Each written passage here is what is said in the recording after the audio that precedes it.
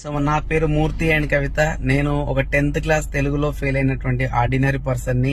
So మరి చేతికి అందిన ప్రతి పనిని చేసుకుంటూ 14 సంవత్సరాలు ప్రైవేట్ సెక్టర్ లో జాబ్ చేయడం జరిగింది.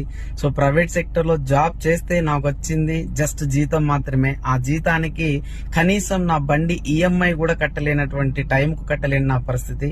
సో వెస్టీజ్ అనే ఆపర్చునిటీ వచ్చింది. ఒక్కసారి నాకే అన్నీ తెలుసు అనే యాటిట్యూడ్ కాకుండా సో ఇది నా బతుకు తెరువుకు, నా పిల్లలకు ఇది ఉపయోగపడుతుంది అనే ఆలోచనతో విన్నాను, నేర్చుకుంటూ 5 సంవత్సరాల కాలం గడిచింది.